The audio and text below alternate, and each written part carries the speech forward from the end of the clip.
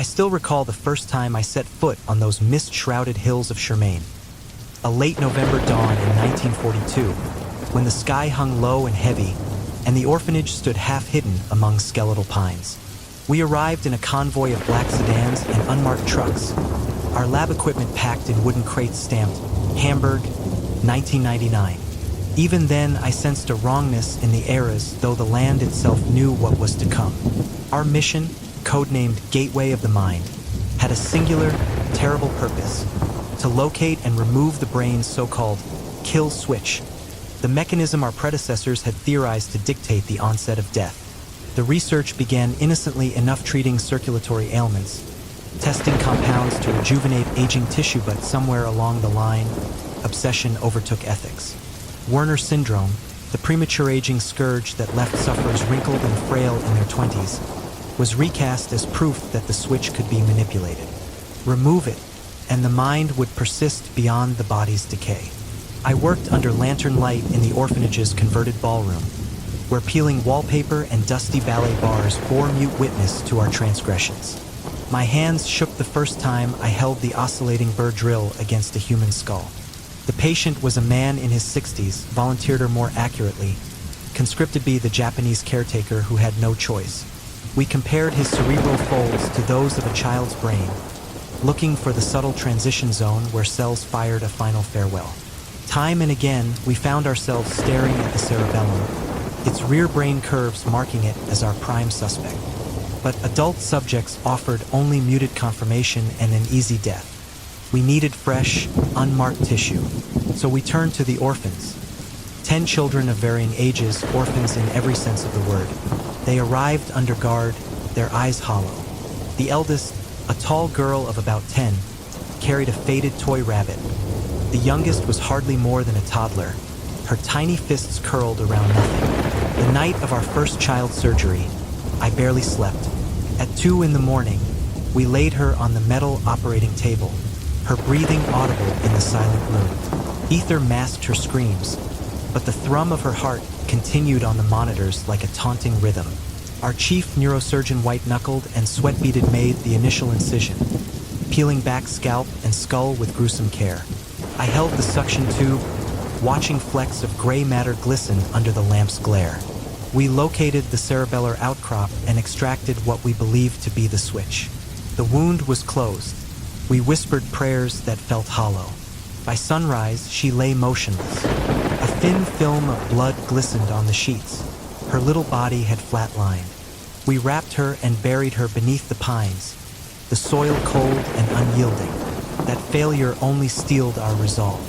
Russian specialists arrived weeks later, bringing micromirrors and electric revival protocol shocks calibrated to coax the brain back from death's brink. In May of '43, our next subject, a gentle girl named Q's, underwent the procedure. When our monitors blinked flat, we triggered the revival. Pulses of current, an artificial heart pump, a cocktail of stimulants. And as dawn's pale light seeped through broken window panes, Q's inhaled.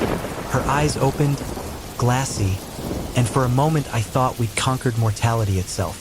But victory tasted bitter. Q's never sweat again, and each time she slipped into unconsciousness. The revival protocol became more brutal, electric shocks that rattled her bones, cries that echoed down the empty corridors like dying hymns. Still, she lived.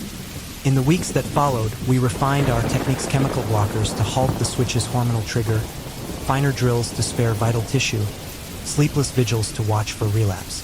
By summer's end, all 10 children had survived their surgeries. They played in the courtyard, by day shadowy specters with blank smiles, yet at night, I'd hear them chanting in the hallways, heads whipping around toward me with eyes too old for innocence. Each time I closed my eyes, I smelled the damp earth where we buried our first subject, hear the metallic tang of blood, feel the weight of those children's gazes. We sought to banish death, but in the silence after their revivals, I realized that in removing the switch, we had severed something essential in ourselves. And in our pursuit of undying knowledge, we traded our humanity for a lie, that some thresholds should never be crossed. I still remember the sterile clang of the anesthesia chamber door closing behind the orphanage's older staff the night we began our comparative studies. It was just past midnight when the first volunteer and elderly caretaker who'd watched over these children for years was wheeled into the makeshift operating theater. Ether hissed from the mask, and I held my breath as the monitors steadied. Under the harsh glare of our surgical lamp, the scalp was peeled back and the skull opened with surreal calm. We needed that adult cross-section to compare with the untouched brains of the children, to pinpoint where life's final switch might reside. Over the next week, we cataloged every ridge and fissure, tracing each neuron until the data pointed with unsettling clarity to the cerebellum at the back of the skull. There, our chief neurosurgeon whispered as he tapped a delicate forceps against the pale tissue. That's our target. We watched through microscopic lenses as he isolated a tiny section of gray matter, the candidate for humanity's kill switch, and marked it for excision. Our next subject was the tallest girl in the orphanage, barely 11, with haunted eyes that betrayed no fear. We sedated her with trembling hands, and I assisted in the incision, holding retractors to expose the cerebellum. The room held a deathly quiet as the blade cut deeper, searching for a single cluster of neurons. Heartbeats echoed in my ears. Sweat beaded on my collar. When they finally removed what they believed to be the switch, we closed her skull and whispered prayers borrowed from half-forgotten faiths. By dawn, we found her cold, lifeless. The monitors had flatlined hours earlier. Guilt curled in my gut as we carried her small body into the frost-hardened woods and buried her beneath twisted pines. Yet failure only sharpened our resolve. We returned to our crates of altered tools, microsurgical drills, magnifying mirrors, Russian revival kits, and refined our method with grim determination. In May of 1943, our persistence paid off. The youngest girl, Cuss, lay on the table as we performed the same delicate excision. This time, under the soft hues of early morning, she drew breath again. Her eyes fluttered open, and she blinked as if waking from a dream. Only her forehead glistened with sweat droplets that would never come again, her only reminder of what she'd lost. We celebrated in hushed tones, but by midnight she had slipped back into stillness. The Russian technicians arrived at once, their electric paddles and mechanical pumps humming to life as they coaxed her heart and lungs back into rhythm. When her chest rose again, we dared to hope we'd bested death itself. Flush with triumph, the Reich's overseers demanded more. They wanted us to merge our kill switch work with Project Venom, a brutal program out of Moscow aiming to create Frankenstein soldiers. Our sole surviving girl became the first link between German occult ambitions and Russian shock troop science. A replacement arm was fabricated in Moscow, an eerie promise of mechanical limb graftingly to vanish en route, leaving her to wander with a permanent bandage at the shoulder. The Russians departed in terrified haste, muttering of cold winds and ancient curses, but the damage was done. We pressed on, experimenting with different entry points through the forehead, the jaw, the temple, each trial more horrific than the last. 10 children began these surgeries. Only a handful emerged intact, and only after unspeakable screams and days of morbid silence. We learned that anesthesia was a luxury we could ill afford. Their raw terror sharpened our data. Still, each successful revival confirmed that the cerebellum harbored our prize, a hormonal trigger, an electrical kill code we could sever. Even the caretakers themselves were not spared.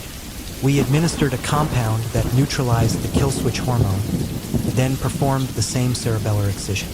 To our shock, they survived, and so did all 10 children.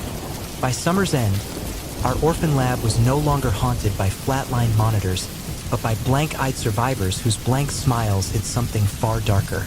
Now, when I close my eyes, I see that room in Shermaine. The gleam of surgical instruments, the hush before each incision, and the moment when life was snatched back from oblivion. We believed we had transcended mortality, but in those empty gazes and silent steps, I wonder if we didn't instead unlock a door we were never meant to open and leave behind nothing but husks of humanity in our wake. I wake most nights to the echo of soft footsteps on worn wooden floorboards, those spectral children drifting down the orphanage corridors long after the lanterns have died. At first glance, they seem innocuous enough, playing tag in the courtyard or reciting their lessons in unison, faces alight with innocent joy. But once you slip away from the group, the truth becomes clear.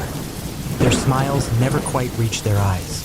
I've watched them wander alone, heads tilted as if listening to some distant whisper, lips curved in that same dreamy grin that chills my blood. I learned to avoid eye contact. If you approach one from behind, their head snaps around with impossible speed bones cracking in a way no human shoulder should, and for a heartbeat, you catch a flicker of something savage behind that placid mask. Then the smile returns, gentle as a child offering candy, and you convince yourself you imagined the horror. Until tomorrow night, when the footsteps begin again. They've taken to following me. After I finish writing my journal by lamplight, I slip down the hallway to my room, only to find a pale figure standing at the far end, unmoving. I hold my breath. She tilts her head and cocks a finger, as if beckoning. I flee, slamming the door and jamming a chair under the knob. Behind that battered wood I can hear her small feet pausing, then drifting away. It's like sharing the night with ghosts who haven't yet learned to haunt properly relentless, silent, curious. And there's a game. They chatter about it in broken German and Japanese, kagome kagome. One translator scribbled, but they call it circle you, circle you. I watched once. A ring of children encircles a lone girl in the center. They link arms and sway around her, chanting a litany that twists and warps the air. The words are soft, almost melodic, until you realize they're taunting, yousting your nerve. If you flinch, you lose. No one has ever won. I tried speaking to them once. Their eyes grew wide, glassy, more unsettling than any blank stare, and they fired questions at me in English. When your grandmother died, did she leave you her gold watch? I stammered yes, though I'd never had a grandmother's watch. Their smiles widened. A single drop of dread bloomed in my chest. They know things no children should know. By early 1945, the war's end sent tremors through the orphanage. Hiroshima burned, Germany surrendered, and our project ground to a halt. Most of our party slipped back to Europe, citing shattered nerves and nightmares of bloodied scalpels. Only 4 of us remained too proud, or too damned, to abandon our work. We packed our crates, informed the caretakers we would leave at dawn.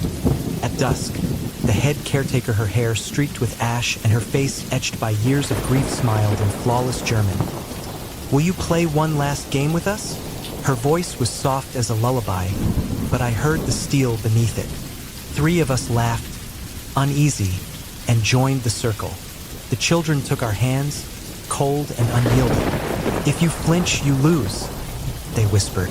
The bravest of our group tensed, then bolted toward the waiting truck, leaving us staring at empty pavement. They say if you venture into those Shermaine woods today, you'll find a path lined with gnarled stumps like decapitated figures kneeling in eternal penance. Follow the rutted track uphill until it opens on a clearing, where a vine-choked pavilion stands guard over the past.